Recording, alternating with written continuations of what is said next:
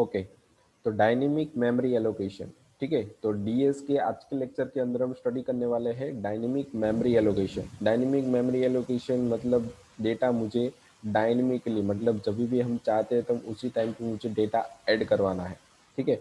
तो ये link list का एक पार्ट है। मतलब डायनेमिक मेमोरी एलोकेशन के अंदर बहुत सारी फंक्शनलिटी आ जाती है, जैसे आपने आगे सीखा कि क्यू, स्टैक, ठीक है। फिर उसके बाद आपने एरे सीखा और उसके बाद आपने अभी हम आगे सीखने वाले हैं लिंक लिस्ट। तो लिंक, ये जो सारी भी वर्शन मैंने अभी आपको बताई, सारे भी जितने भी कॉन्सेप्ट मैंने आपको बताए वो सारे डायनेमिक मेमोरी एलोकेशन के पार्ट हैं, ठीक है। तो डायनेमिक मतलब लिंक लिस्ट समझने से पहले आपको क्या समझना पड़ेगा कि मेलोक क्या होता है, केलोक क्या होता है, रियल लोक और फ्री। ये चार चीज़ें आपको पहले अच्छे से समझनी होगी, तभी आपको लिंक लिस्ट के अंदर अच्छे से समझ में आएगा, ठीक है। तो डायनेमिक मेमोरी एलोकेशन क्या होता है, उसके अंदर जो भी पार्ट्स हमें यहाँ पे दिए हुए वो पहले हम पढ़ लेंगे, उसके बाद ही हम लिंक लिस्ट के अंदर आगे बढ़ेंगे, ठीक है। तो देखो, पहले तो हमारे पास यहाँ पे डायनेमिक मेमोरी एलोकेशन के अंदर चार पार्ट है, ठीक है। मेलोक, केलोक, रियलोक और फ्री। और छोटे छोटे टॉपिक है चारों के चारों, उसमें से मेलोक, केलोक और रियलोक ये तीनों बहुत ही अच्छे टॉपिक है, ठीक है। और फ्री के अंदर मेमोरी को फ्री करने के लिए यूज किया जाता है। उसका ओवरव्यू मैं दे देता हूँ कि मेलोक एग्जैक्टली करता है क्या है। कि मेलोक के अंदर आपको मेमोरी एलोकेशन बोला जाता है, उसका फुल फॉर्म ये है, ठीक है। और उसका मतलब क्या हो जाता है कि मेमोरी को मुझे डायनेमिकली मेमोरी प्रोवाइड करवानी है, ठीक है। मतलब जब भी मैं चाहूँ तभी उसको मेमोरी एट अ टाइम मिल जाए, उसे बोलते हैं मेमोरी एलोकेशन। मतलब किसी भी डेटा को वैल्यू ऐड करने के लिए मुझे एक मेमोरी की ज़रूरत पड़ती है। वो मेमोरी मुझे जब मैं चाहूँ तब मुझे मिलनी चाहिए, उसे बोलते हैं डायनेमिक। मतलब जब आप इच्छते हो, जब आप ऐड करना चाहते हो या फिर डिलीट करना चाहते हो, तो उसी टाइम पे आपको वो मेमोरी अवेलेबल होनी चाहिए, इसे बोलते हैं मेलॉक में। फिर है कैलॉक, ठीक है। तो कैलॉक के अंदर आपको जो भी डेटा है वो आपको इनिशियलाइजेशन ऑलवेज ज़ीरो चाहिए, तो उसके लिए कैलॉक का यूज होता है, ठीक है। और मेलॉक कैलॉक के अंदर इतना डिफरेंसेस नहीं है, ठीक है। थोड़ा सा ही डिफरेंस है, वो हम आगे देखेंगे प्रोग्राम के अंदर, ठीक है।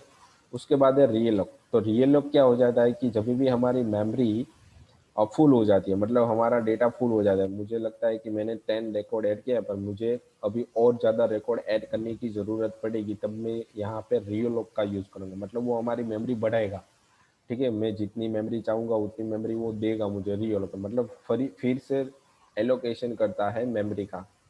मतलब पुराना डेटा रहता है वो तो है ही, पर उसके बाद कितना डेटा बढ़ाना है वो आपको एलोकेट करके देता है, ठीक है। उसके बाद है फ्री। फ्री क्या करता है कि आपका जो भी डेटा रहता है उसे वो रिलीज कर देता है, ठीक है। मतलब फ्री कर देता है, जितनी भी मेमोरी आपके प्रोग्राम के टाइम पे कंज्यूम हुई है उन उस सारी मेमोरी को फ्री कर देगा, मतलब खाली कर देगा, ठीक है, किसी दूसरी प्रोसेस के लिए या फिर किसी दूसरी मेमोरी के लिए, ठीक है। तो ये सारे कॉन्सेप्ट है इसके अंदर। तो आगे बढ़ते हैं हम, ठीक है। तो what is the dynamic memory allocation first of all. तो यहाँ पे लिखा है कि therefore C dynamic memory allocation can be defined as a procedure in which the size of data structure like array is changed during the run time। मतलब जब हम run करते हैं प्रोग्राम तो उसी टाइम पे मुझे मेमोरी की ज़रूरत पड़ती है, जैसे कि हमने लास्ट टाइम सीखा था एरे, ठीक है। तो यहाँ पे डायनेमिक मेमोरी एलोकेशन मतलब एक डेटा स्ट्रक्चर का पार्ट हो गया जिसके अंदर आप प्रोसीजर करते हो, उसी टाइम पे आपको डेटा ऐड करना हो रहता है,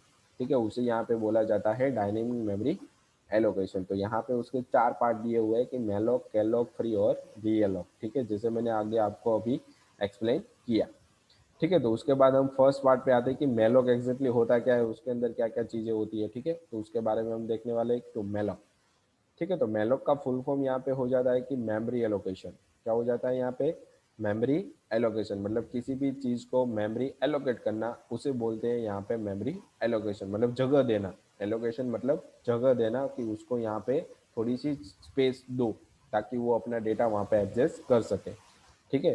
तो मेलोक मतलब हो जाता है हमारा मेमोरी एलोकेशन।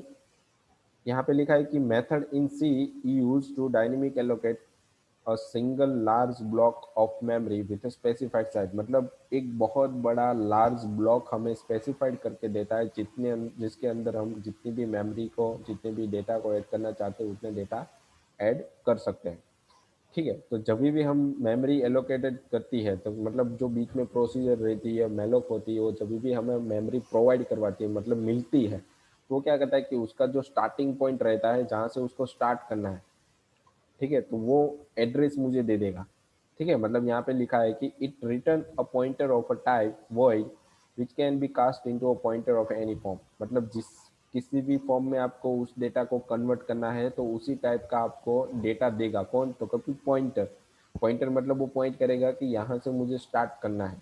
ठीक है, मतलब वो पॉइंट आउट करता है, जैसे हम किसी के सामने फिंगर करते हैं तो हम पॉइंट करते हैं ना कि ये चीज़ है। ठीक है, तो वैसे ही यहाँ पे होता है कि मेमोरी को कहाँ से स्टार्ट करना है, कहाँ से डेटा ऐड करना है, ठीक है, और कहाँ से डेटा उठाना है, तो वो प्रोवाइड कौन करता है? यहाँ पे पॉइंटर करता है। ठीक है, फिर यहाँ पे लिखा है कि it initialise each block with default garbage, मतलब जितनी भी हम मेमोरी बनाएंगे, ठीक है, उन सब की वैल्यू क्या रहती है? गार्बेज, मतलब एक खराब वैल्यू रहती है। गार्बेज मतलब क्या हो जाता है कि वन टाइप ऑफ कोई एनी नंबर रहता है जो हमें समझ में नहीं आता। समझ में आता है तो एक बहुत बड़ा नंबर रहता है, ठीक है, हमें गिनने में थोड़ा टाइम लगेगा, तो उसे गार्बेज वैल्यू बने, मतलब सिस्टम अपनी तरीके से जो भी डेटा देता है उसे गार्बेज वैल्यू बोलते हैं। ठीक है, तो मेलोक को प्रोग्राम के अंदर किस तरीके से लिखा जाता है उसके बारे में यहाँ पे थोड़ा बहुत आपको बताया है। तो उसकी जो सिंटेक्स दी है, देखो यहाँ पे उसने क्या दिया हुआ है, एक सिंटेक्स दी है कि पॉइंटर नाम का एक वेरिएबल है आपके पास, उसके अंदर कास्ट टाइप मतलब क्या हो जाता है कि किस तरीके का डाटा आपको इसके अंदर डालना है। तो हमारे पास 4 तरीके का ही डेटा रहता है, इंटीजर, फ्लोट, कैरेक्टर। ठीक है, तो यहाँ पे उसने क्या दिया है कि एग्जाम्पल के अंदर इंट, तो कास्ट टाइप मतलब यहाँ पे हो जाता है इंटीजर, फ्लोट, कैरेक्टर। ठीक है, तो वो सारी चीज़ें। फिर एक ही मेलोक, मेलोक मतलब कि हमारा कीवर्ड हो गया जिसके अंदर हमें कितना डेटा ऐड करवाना है वो मुझे यहाँ पे लिखना पड़ेगा। मतलब बाइट साइज, मतलब जितनी भी जिस तरीके का मैं डेटा इंसर्ट कराऊंगा, जैसे कि मुझे इंटीजर टाइप का डेटा ऐड करना है तो मुझे क्या देना पड़ेगा वहाँ पे, कितनी उसकी साइज है, और ठीक है, और किस तरीके का डेटा है। देखो यहाँ पे साइज ऑफ इंट क्या करता है कि कितनी बाइट वो ऑक्यूपाई करता है वो आपको यहाँ पे दिखा है। तो यहाँ पे देखो कंपाइलर पे डिपेंडेंट होता है कि बाइट कितनी होती है। अगर आप किसी अच्छे सॉफ्टवेयर को यूज़ कर रहे हो तो आपको 4 बाइट प्रोवाइड करवाता है। ठीक है, अगर आप अच्छा सॉफ्टवेयर यूज़ नहीं कर रहे, मतलब टर्बो यूज़ करो या फिर ओल्ड सॉफ्टवेयर आप यूज़ कर रहे हो, तो उसके अंदर अभी भी 2 बाइट ही ऑक्यूपाई वो करता है। ठीक है, तो यहाँ पे आप वरी करेगा कि कंपाइलर आप कौन सा यूज़ कर रहे हो। तो मोस्टली कंपाइलर डेवलपिंग साइड का ही यूज़ होता है, इसलिए यहाँ पे उन लोगों ने 4 बाइट लिया है। ठीक है, तो देखो 100 × 4 मतलब एक इंटीजर की बाइट क्या रहती है? 4 बाइट। ठीक है, और टर्बो के अंदर 2 बाइट, तो यहाँ पे टर्बो के अंदर हमें 200 मिलेगा और किसी अदर एडिटर के अंदर मुझे यहाँ पे मिलेगा 400।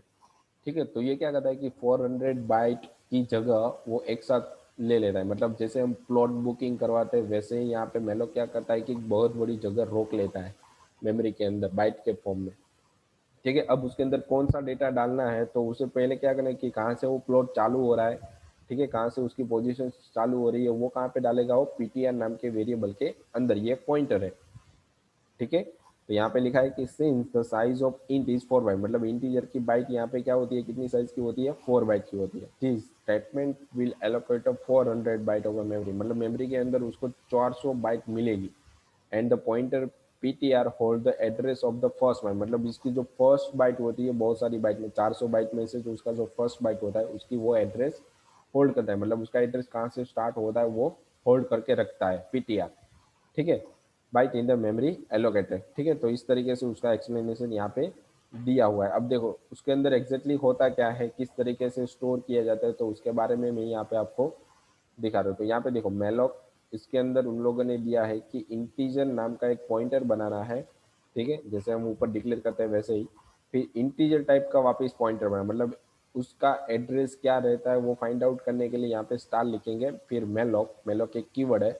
ठीक है, फिर कितनी साइज, मुझे 5 रिकॉर्ड डालने हैं तो मैंने यहाँ पे 5 दी, पर इंटीजर की साइज क्या रहेगी हमारे पास? 4 बाइट, तो एक साथ वो 20 बाइट का डेटा इस तरीके से उठा लेगा। ठीक है, तो यहाँ पे देखो लिखा हुआ है कि 20 बाइट ऑफ मेमोरी, तो 20 बाइट एक साथ वो रोक लेगा। ठीक है, क्या करेगा वो? एक साथ 20 बाइट रोक लेगा। ठीक है, ये समझ में आ गया आपको? ठीक है, उसके बाद मेलोक, ये मेलोक तो आपको समझ में आ गया। ठीक है, मेलोक होता क्या है कि एग्जैक्टली कि एक पर्टिकुलर बहुत सारी जगह वो रोक लेता है, जितना भी हमें डेटा इंसर्ट करवाना है। तो वो जैसे मुझे 100 रिकॉर्ड ऐड करवाना है तो यहाँ पे क्या आ जाएगा मेरे पास? 100 × उतनी बाइट, मतलब 400 बाइट की जगह वो रोक लेगा। ठीक है, मतलब बहुत बड़ी जगह एक साथ मेलोक की मदद से मुझे मिल जाएगी। ठीक है, तो वैसे ही होता है कैलॉक, सेम टू सेम है, कोई चेंजेस नहीं है इतना ज़्यादा। ठीक है। तो यहाँ पे देखो कैलोक का मतलब क्या हो जाता है कि कंटिन्यूअस एलोकेशन, मतलब वो एक साथ डेटा रोकेगा, जबकि मेलोक के अंदर वो अलग अलग जगह पे, उसको दो बाइट यहाँ पे मिली तो 2 बाइट यहाँ पे रोकेगा, फिर बीच में थोड़ी डेटा पड़ी हुई है, ठीक है, तो उसको इग्नोर करके वो क्या करेगा, उसके आगे जो डेटा पड़ा है उसकी खाली पड़ा है उसको उठाएगा, मतलब अलग अलग जगह पे 20 बाइट वो रोकता है जितनी भी आप देते हो, ठीक है। और मेलोक कैलोक के अंदर क्या होता है कि आप जितनी भी बाइट दोगे वो एक साथ रोकेगा, मतलब उसको बीच में कोई इसी किसी और का डेटा मिलेगा तो वो जगह को वो छोड़ देगा और एक साथ 400 बाइट वो ढूंढेगा, जहाँ पर होगा उसी मेमोरी को वो एलोकेशन करे, मतलब वो कंटिन्यूस कंटिन्यूस होती है।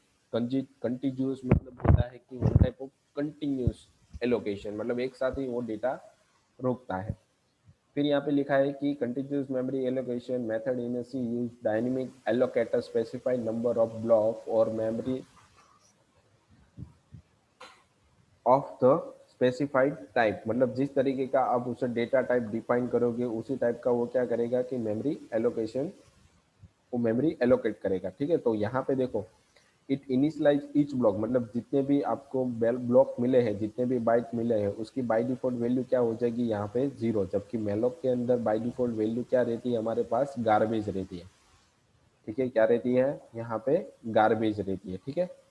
फिर उसके बाद यहाँ पे बताया कि पॉइंटर के अंदर जैसे हम मेलोक बनाते थे वैसे ही यहाँ पे मुझे देना पड़ता है कैलॉक, ठीक है। और यहाँ पे देखो एलिमेंट साइज, तो साइज ऑफ मैंने दे दिया, फ्लोट का पॉइंटर दे दिया और यहाँ पे कैलॉक दे दिया, ठीक है। तो सेम टू सेम किसकी तरह है कि मेलोक की तरह ही है, ज़्यादा कुछ चेंजेस नहीं है यहाँ पे, ठीक है। तो सेम टू सेम ही क्या हो गया कि वन टाइप ऑफ मेलोक की तरह ही ये चीज़ सारी हो गई यहाँ पे, ठीक है। अब क्या है, तो कैलॉग के अंदर जो भी हम डेटा बाय डिफॉल्ट, अगर मैंने किसी बाइट के अंदर डेटा स्टोर नहीं करवाए तो वो क्या रहता है कि हमारे पास 0, मतलब उसकी बाय डिफॉल्ट सेट हो जाती है 0, हमें वहाँ पे सेट करनी नहीं होती, ठीक है। तो उसकी एग्जांपल भी यहाँ पे दिखी दी गई है, तो ऊपर मेलोक के अंदर यहाँ पे ऊपर इंटीजर दिया था, यहाँ पे फ्लोट आ जाएगा, फिर यहाँ पे मेलोक दिया था तो यहाँ पर कैलॉक आ जाएगा, फिर कितना डेटा देना है तो उसकी यहाँ पे क्या देनी पड़ती है हमें, मेमोरी एलिमेंट, मतलब कितने डेटा मुझे ऐड करना है, तो मुझे 10 रिकॉर्ड ऐड करना है तो यहाँ पे 25 की जगह पे मुझे लिखना पड़ेगा 10, मुझे 5 रिकॉर्ड ऐड करने हैं तो 25 की जगह पे लिखना पड़ेगा 5, फिर कॉमा करके साइज ऑफ फ्लोट।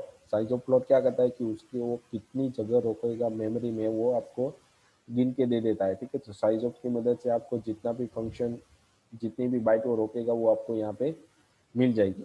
तो यहाँ पे आपको क्या मिलेगी, फ्लोट की बाइट होती है यहाँ पे 8 इंटू 25, मतलब जितनी भी बाइट वो रोकेगा, मतलब बहुत बड़ी जगह वो मेमोरी के अंदर रोक सकता है, ठीक है। तो ये हो जाता है कैलॉग। तो कैलॉग के अंदर देखो क्या क्या चीज़ें होती है इसके अंदर, तो सेम थिंग मेलोक की तरह ही है यहाँ पे, ठीक है। इंटीजर पॉइंटर, फिर कैलॉग, फिर यहाँ पे कितना डेटा आपको ऐड करना है 5, फिर साइज ऑफ, तो ये क्या हो जाती है कैलॉग के अंदर भी इंटीजर 4 बाइट की हो जाती है, ठीक है। तो 4 इंटू 5, तो ये भी क्या रोकेगा 20 बाइट हो गया, पर ईच 4 बाइट का होगा, ठीक है। यहाँ पे क्या होता है कि ईच 4 बाइट, मतलब 5 ब्लॉक हो गए तो 4 4 ब्लॉक के 5 बाइट रोकेगा, ठीक है। और ये मेलोक होता है पूरी की पूरी 20 बाइट रोक लेता है, मतलब आप कभी भी कोई छोटा रिकॉर्ड वहाँ पे डाल रहे हो तो 1 बाइट के अंदर ही वो स्टोर हो जाए, बाकी की यहाँ पे 90 बाइट बच गई, ठीक है। अगर आप बहुत बड़ा डेटा यहाँ पे डाल रहे हो तो एक साथ 4 बाइट उसने रोक ली तो आपके पास कितना डेटा बचा, ओनली 15 बाइट ही बची है, ठीक है। तो ये क्या हो जाती है कि जितना डेटा दोगे उस हिसाब से मेमोरी वो ऑक्यूपाई करता है, ठीक है।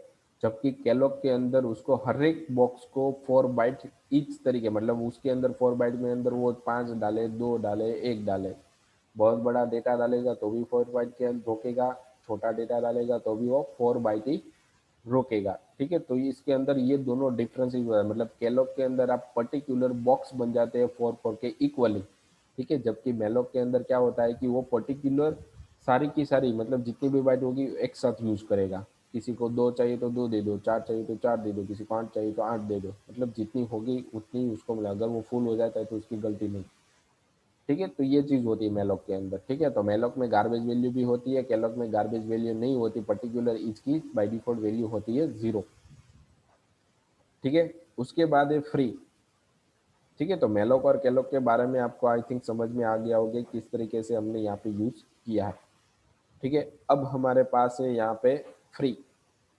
तो फ्री क्या होता है? ठीक है, तो फ्री की मदद से जितनी भी मेमोरी मेलोक और कैलोक के टाइम पे हमने यूज की है वो सारी की सारी मेमोरी क्या कर देगा, वो डी एलोकेटेड कर देगा, मतलब वो फ्री कर देगा। ठीक है, फ्री का मतलब क्या हो जाता है कि जो भी आपने पॉइंटर को रोका हुआ है उस पॉइंटर को क्या कर देगा, वो रिलीज कर देगा, छोड़ देगा।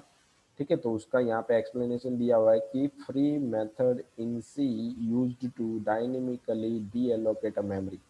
मतलब मेमोरी को डी एलोकेट मतलब छोड़ने के लिए, उसके अंदर जो भी डेटा है उसे छोड़ने के लिए यूज किया जाता है। ठीक है, फिर एक the memory allocated using function malloc and calloc is not deallocated on the out. मतलब मेलोक और कैलोक के द्वारा ही उसकी जो मेमोरी होती है वो अपने आप से वो रिलीज नहीं करते, उसके लिए यहाँ पे उसको एक फंक्शन यूज करना पड़ेगा, फ्री। ठीक है, तो उसकी मदद से वो डेटा को यहाँ पे फ्री कर सकते हैं, जितनी भी मेमोरी मेलोक कैलोक के टाइम पे यूज की है उसको यहाँ पे फ्री कर सकते हैं फ्री नाम के फंक्शन की मदद से। ठीक है, उसके बाद है कि hence the free method is used whenever the dynamic memory allocation take place. It helps to reduce the wastage of memory by freeing it। मतलब जब भी हमारे पास मेमोरी की शॉर्टेज रहती है तब फ्री क्या करता है कि ऑटोमेटिकली उस मेमोरी को रिलीज कर देता है, ताकि हमारा जो भी डेटा है वो बस बच जाए। ठीक है, मतलब हमें दूसरे डेटा को स्टोर करने के लिए उसी मेमोरी को ऑक्यूपाई हम कर सकते हैं। ठीक है, तो ये हो जाती है हमारे पास फ्री। तो फ्री का मतलब हो जाता है कि मेमोरी को रिलीज करने के लिए डी एलोकेट करने के लिए यूज किया जाता है। ठीक है, और यहाँ पे क्या दिया कि किस तरीके से उसको डी एलोकेट कर सकते हो, तो उसके लिए फ्री नाम की कमांड और उसके बाद जो भी पॉइंटर यहाँ पे दिया है उसको उसके अंदर रख दो, ताकि वो मेमोरी उसको रिलीज छोड़ देगा, मतलब डी एलोकेट कर देगा। फिर ये हमारे पास री एलोक।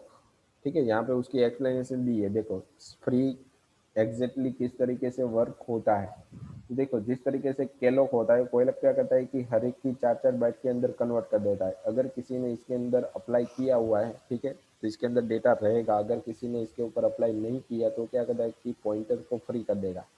फ्री करेगा तो जितना भी डेटा यहाँ पे है इसके अंदर पड़ा है वो क्या हो जाएगा, जीरो, मतलब इसके डस्टबिन के अंदर चला जाएगा। तो मेमोरी ऑफ पीटीआर रिलीज, मतलब उस वो पीटीआर है वो उस मेमोरी को छोड़ देगा, वो रिलीज कर देगा। ठीक है, उसके बाद हमारे पास है रियल लॉक।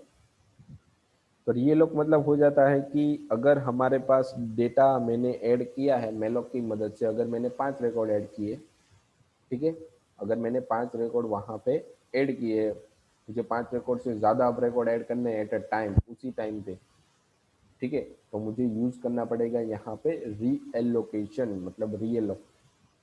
ठीक है, तो रियल का मतलब क्या हो जाता है कि आपकी मेमोरी कभी भी शॉर्टेज होती है तब एट अ टाइम आपको मेमोरी बढ़ानी है तो उस टाइम पे रीएलोकेशन की यूज होती है डेटा स्ट्रक्चर के अंदर।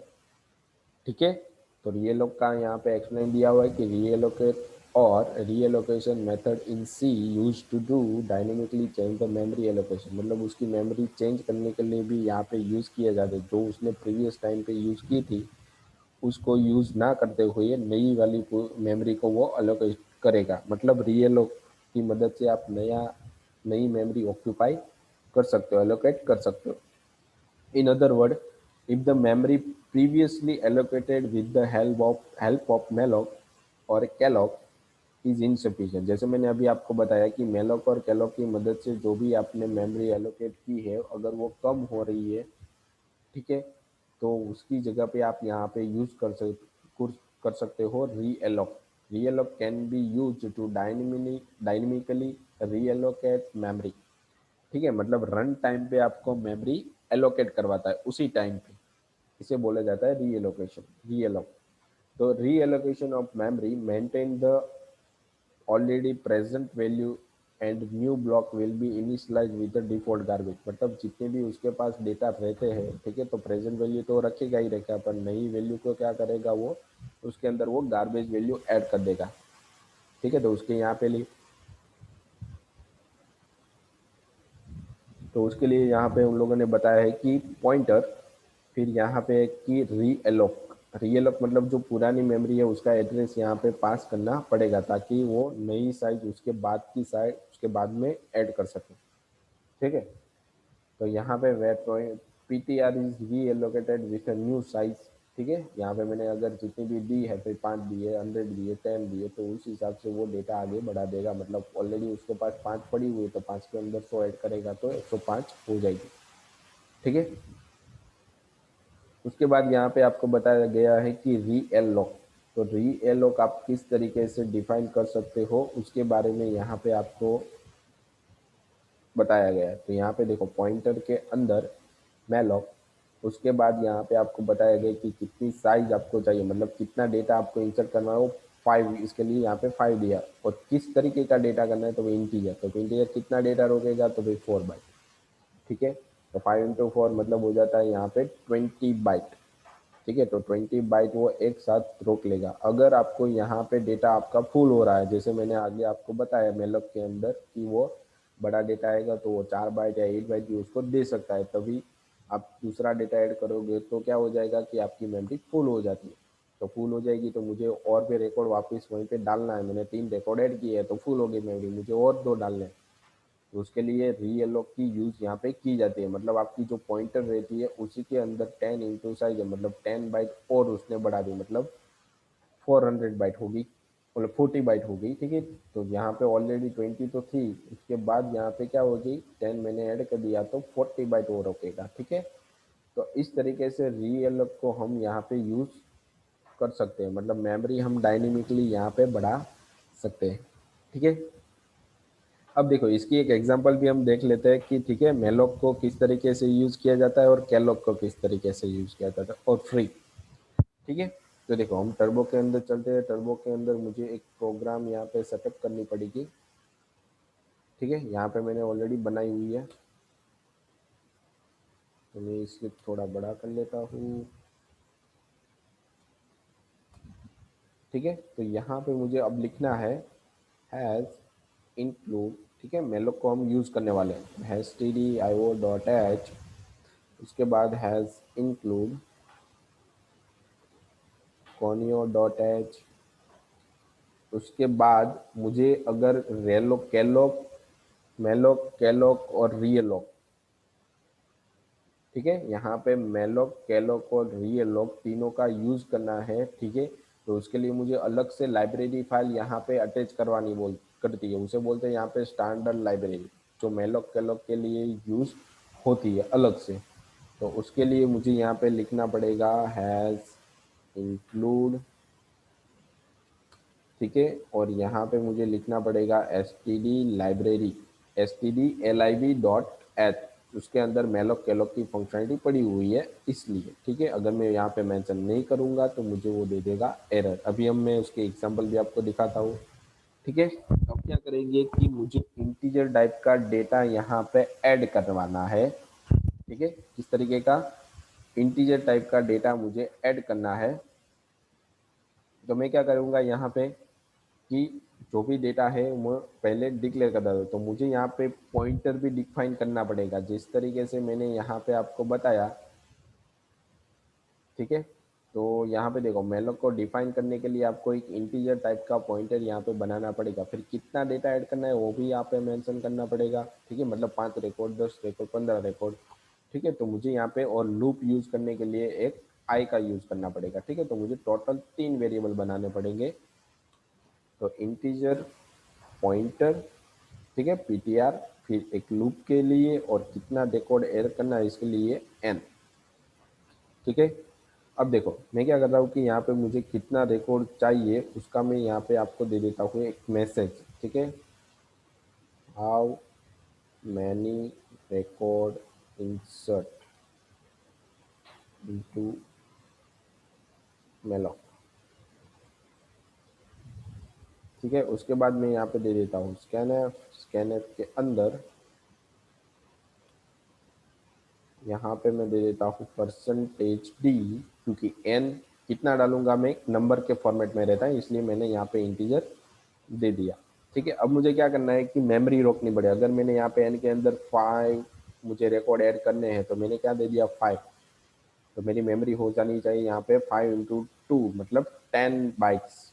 तो मेलोक एक साथ 10 बाइट रोक लेगा। ठीक है। तो किस तरीके से देखो, यहाँ पे आपको सिर्फ लिखना है अब पीटीआर। पीटीआर क्या हो जाता है यहाँ पे एड्रेस, तो यहाँ पे आपको वो पॉइंटर मिलेगा और यहाँ पे आपको एज अ एड्रेस मिलेगा। तो यहाँ पे आपको लिखना है कि किस तरीके का डेटा, तो भाई इंटीजर टाइप का डेटा, उसके बाद मेलॉक एक कीवर्ड है, उसके बाद आपको कितना रिकॉर्ड ऐड करना है तो भाई एन, तो ऑलरेडी मैंने मेंशन करके रखा हुआ है। उसके बाद साइज ऑफ मतलब इंटीजर कितनी बाइट रोकती वो आपको यहाँ पे कैलकुलेट करके वो दे देगा। तो इंटीजर यहाँ पे टर्बो में 2 बाइट और एन के अंदर मैंने यहाँ पे 5 रखा था, तो 5 × 10, 5 × 2 मतलब मुझे 10 बाइट मिलेगी, मतलब वो एक साथ 10 बाइट रोक लेगा। अब मुझे यहाँ पे चेक करवाना है कि इफ पीटीआर नल तो नहीं है, ठीक है। अगर वो नल रहेगा तो मुझे यहाँ पे मैसेज दे देना है कि हमारी जो पॉइंटर है वो अभी क्या है, नल है, ठीक है। तो यहाँ पे मुझे देना पड़ेगा message enter malloc is not empty, ठीक है। इस तरीके से मुझे यहाँ पे मेंशन करना पड़ेगा, ठीक है। अगर नहीं है हमारी जो पीटीआर है वो नल नहीं है, ठीक है, तो मुझे क्या करना पड़ेगा कि मुझे हमारा जो बॉक्स बने हैं, कितने बॉक्स बने हो तो मुझे नहीं पता। एन के अंदर अगर मैं 5 डाल रहा हूँ तो मेरे 5 बॉक्स बने होंगे, ठीक है। तो यहाँ पे क्या करेंगे कि पांचों बॉक्स के अंदर हम वैल्यू ऐड करेंगे। तो स्टार्टिंग करेंगे 0 से, जब तक हमारा डेटा एन नहीं होगा तब तक, और आई प्लस प्लस, ठीक है। और मुझे डेटा यहाँ पे ऐड करना है, इसलिए मुझे स्कैनएफ की ज़रूरत यहाँ पे पड़ेगी, ठीक है। तो यहाँ पे मैं दे देता हूँ %d, और उसके बाद यहाँ पे आपको देना है पॉइंटर का एड्रेस प्लस एक एक वो बढ़ते जाएगा। मतलब उसके अगर आपने पॉइंटर रखा है तो पॉइंटर इंटीजर टाइप का है तो 2 बाइट रोकेगा। अगर आप 32 और 34 रोकेंगे, ठीक है। यहाँ पे देखो, इसकी मैं एक्सप्लेन भी आपको करवाता हूँ कि किस तरीके से होता है ये चीज़, ठीक है। तो यहाँ पे देखो क्या हो जाता है कि अगर आपकी ये एड्रेस, ठीक है, 2 बाइट की है, ठीक है। अगर आपकी एड्रेस पॉइंटर इंटीजर टाइप का डेटा है तो 2 बाइट रोकेगा, 32 और 33, ठीक है। तो नेक्स्ट वाला डेटा अगर आप आ रहे हो तो वहाँ पे कहाँ से रोकेगा, वो 35 से रोकेगा, ठीक है। तो यहाँ पे मुझे क्या करना पड़ेगा 35, ठीक है। तो यहाँ पे मैं कर दूंगा 35, और नेक्स्ट मेमोरी हमारी जो भी होगी वो कहाँ से चालू होगी हमारे पास 37 से, ठीक है। तो यहाँ पे देखो इस तरीके से मैंने वापस एक नोड बना लिया, तो ये नोड हमारा चालू होगा यहाँ पे 37 से, ठीक है। तो हर एक की मेमोरी बाइट कितनी रहती है, 2 2 बाइट की। तो टोटल मेरे पास 10 बाइट है। अगर मैं बहुत बड़ा डेटा ऐड कर रहा हूँ तो एक साथ ये मेरे पास कितनी 4 बाइट भी रोक सकता है, ठीक है। मैं अगर बहुत बड़ी वैल्यू दूंगा तो तो एक साथ 4 बाइट भी वो रोक सकता है। तो ये बाइट हमारी कहाँ से चालू हो जाएगी, 40 से चालू हो जाएगी, ठीक है। तो ये क्या हो जाती है कि बहुत सारी मेमोरी एक साथ वो कंज्यूम कर लेता है, ठीक है। तो इस तरीके से हम मेलॉक के अंदर हमारा रिकॉर्ड स्टोर कर सकते हैं। उसके लिए मैंने आपको यहाँ पे एग्जांपल भी बताया था कि जब भी आप मेलॉक के अंदर कोई भी पॉइंटर देते हो तो वो एक साथ 20 बाइट, मतलब जितना भी आपका डेटा है वो बाइट एक साथ रोक लेगा। अगर इसके अंदर आप डेटा बढ़ाते हो, वैल्यू बढ़ाते हो, तो उस हिसाब से वो अपनी बाइट रोकता है, ठीक है। तो उसके अंदर कोई लिमिटेशन नहीं है। और जो भी आप डेटा मेलॉक के अंदर स्टोर करवाते हो उसकी बाय डिफॉल्ट वैल्यू रहती है यहाँ पे गार्बेज, ठीक है। यहाँ पे मैंने आपको ऑलरेडी दिखाया हुआ था कि उसकी जो इनिशियलाइजेशन वैल्यू होती है ईच वैल्यू की, ईच ब्लॉक की, वो यहाँ पे रहती है गार्बेज, ठीक है। तो गार्बेज रहती है कि नहीं रहती वो हम पहले देख लेते हैं, ठीक है, ठीक है। तो यहाँ पे मैं आपको दिखा रहा हूँ, देखो इसके अंदर मैं यहाँ पे वैल्यू ऐड कर रहा था, अब वैल्यू मैं ऐड नहीं करूंगा, सिर्फ आपको प्रिंट करके दिखा रहा हूँ, देखो।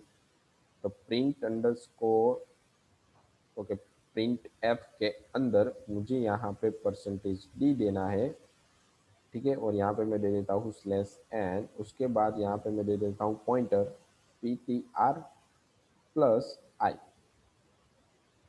ठीक है। तो देखो जो भी मेरा रिकॉर्ड है वो क्या रहता है कि बाय डिफॉल्ट गार्बेज रहता है, ठीक है। तो इसको मैं पहले सेव कर लेता हूँ।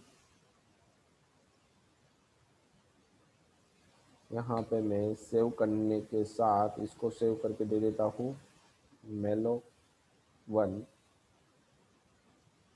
ठीक है। अब हम इसको रन करेंगे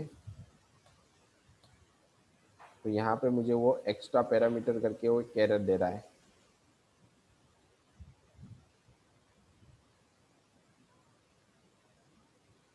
ओके, यहाँ पे आएगा हमारे पास इनटू।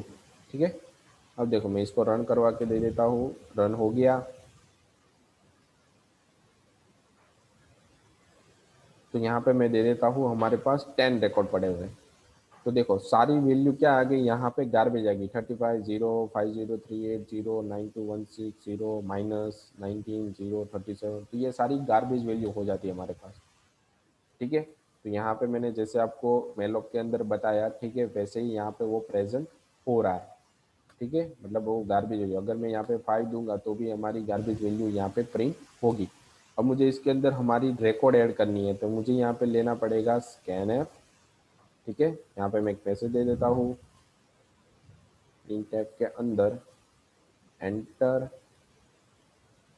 Malloc %d record. ठीक है, और यहाँ पे मैं दे देता हूँ /n, और यहाँ पे मैं दे देता हूँ n। मतलब मुझे एंटर मेलॉक 5 रिकॉर्ड, मतलब जितने भी मैं n में दूंगा उतना रिकॉर्ड मुझे यहाँ पे इंसर्ट करवाना है। ठीक है, तो स्कैनर के अंदर मैं ये सारी चीज़ें हटा देता हूँ, और यहाँ पे उस एड्रेस पे स्टोर करना है, इसलिए मुझे यहाँ पे पॉइंटर भी हटाना पड़ेगा। ठीक है, तो सारी रिकॉर्ड मैंने यहाँ पे 5 रिकॉर्ड थी, तो पाँचों की पाँचों रिकॉर्ड इंसर्ट कर दी। अब मुझे जितनी भी रिकॉर्ड थी वो शो करवानी है, तो मुझे यहाँ पे लिखना पड़ेगा कि all malloc record are below. ठीक है, इस तरीके से मैंने यहाँ पे मेंशन कर दिया। तो अब मैं सारी रिकॉर्ड मुझे यहाँ पे प्रिंट करवानी है, तो मुझे यहाँ पे लिखना पड़ेगा स्टार्टिंग से 0 से स्टार्ट करना है, और कहाँ से जाना है n तक। ठीक है, उसके बाद i++, यहाँ पे हम जाएंगे, और यहाँ पे जितने भी रिकॉर्ड मेरे पास है वो मैं यहाँ पे प्रिंट करवा देता हूँ। ठीक है, /n, और यहाँ पे मैं दे दूंगा कि पॉइंटर PTR, मतलब पॉइंटर प्लस i। ठीक है, तो जितना भी रिकॉर्ड हमारे पास होगा वो सारा का सारा रिकॉर्ड यहाँ पे स्टोर हो जाएगा। ठीक है, सेव कर देता हूँ इसको पहले, उसके बाद इसको रन करता हूँ। देखो रन करने के बाद वो पूछ रहा है कि how many record intros into malloc. तो मुझे यहाँ पे 4 रिकॉर्ड इंसर्ट करने हैं। तो कौन कौन से रिकॉर्ड करने हैं, तो भाई 10 20 30 और 40। तो all malloc record are below 10 20 30 40। ठीक है, ये आपको यहाँ पे अच्छे से समझ में आ गया। ठीक है, उसके बाद ये मेलॉक था, अब मुझे यहाँ पे केलॉग की ज़रूरत है। ठीक है, तो केलॉग के अंदर मैंने आपको क्या बताया था कि केलॉग के अंदर जो भी आप डेटा देते हो उसकी बाय डिफॉल्ट वैल्यू क्या रहती है, यहाँ पे गार्बेज रहती है। ठीक है, तो यहाँ पे लिखा होती है it initialise each block with a default 0। ठीक है, उसको इनिशियलाइज किस तरीके से किया जाता है, यहाँ पे देखो 25, उसके बाद कोमा और साइज ऑफ, इस तरीके से उसको लिखा जाता है। ठीक है, तो हम मेलॉक को भी देख लेंगे। मेलॉक को तो मैंने देख लिया। ठीक है, अब हम केलॉग को देखेंगे। तो मुझे सिर्फ ज़्यादा चेंजेस नहीं करना, जहाँ जहाँ पर मैंने मेलॉक लिखा है वहाँ पे केलॉग आ जाएगा, और यहाँ पे आ जाएगा हमारे पास कॉमा। ठीक है, तो इसकी बाय डिफ़ॉल्ट वैल्यू क्या रहती है वो मैं आपको दिखाता हूँ अब। ठीक है, ये सारी चीज़ें मैंने यहाँ से हटा दी। ठीक है, और यहाँ पे मैं कर देता हूँ डायरेक्ट मेलॉक, केलॉग के अंदर जो भी डेटा है उसे मैं यहाँ पे प्रिंट करवा रहा हूँ। ठीक है, तो देखो अब क्या डेटा प्रिंट होगा। ठीक है, मैंने डिफाइन कौन सा किया है, केलॉग को। ठीक है, यहाँ पे मैंने किसको डिफाइन किया है, केलॉग को। ठीक है, अगर पॉइंटर हमारी नल नहीं है तो एल्स के अंदर आएगा, और जो भी रिकॉर्ड हमें मिलेगा, ठीक है, वो क्या रहता है, गार्बेज वैल्यू, उसकी वैल्यू रहती है गार्बेज। ठीक है, तो देखते हैं, सेव जैसे मैंने किया, हमारा प्रोग्राम सेव हो गया। अब इसको हम रन करेंगे। ठीक है, यहाँ पे मैंने 10 वैल्यू डाल दी, तो देखो सारी की सारी 10 की 10 वैल्यू की बाय डिफॉल्ट वैल्यू यहाँ पे रहती है 0। ठीक है, तो दोनों के बीच में आपको डिफरेंसेस पता चल गया कि किस तरीके से डेटा आपको मिलता है, केलॉग जरूरी है या फिर मेलॉक है, तो दोनों में से कोई भी आप चीज़ एक साथ ले सकते हो। ठीक है, और केलॉग के अंदर बहुत सारा डेटा होता तो है, पर हर एक की एक पर्टिकुलर बिट रहती है, बाइट रहती है, जबकि मेलॉक एक साथ डेटा रोकता है। ठीक है, तो मेलॉक के अंदर भी मुझे डेटा इंसर्ट करवाना है, तो मुझे यहाँ पे क्या लिखना पड़ेगा कि स्कैनर। ठीक है, उसके बाद यहाँ पे और यहाँ पे और यहाँ पे मैं दे देता हूँ प्रिंट टैब के अंदर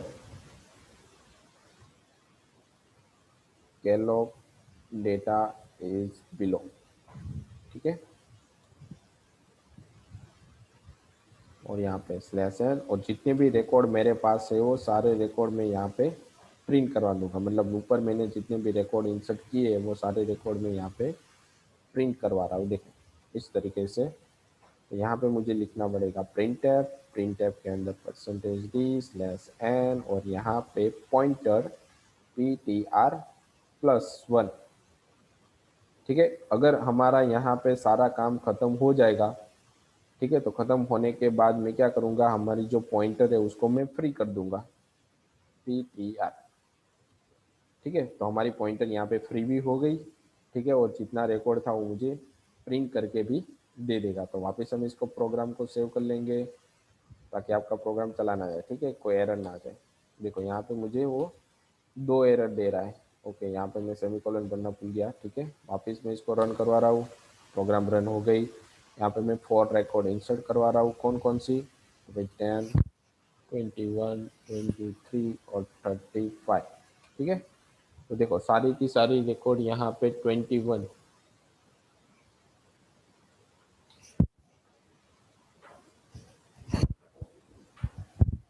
ठीक है, तो सारी की सारी रिकॉर्ड यहाँ पे हमें किस तरीके की मिली, 21।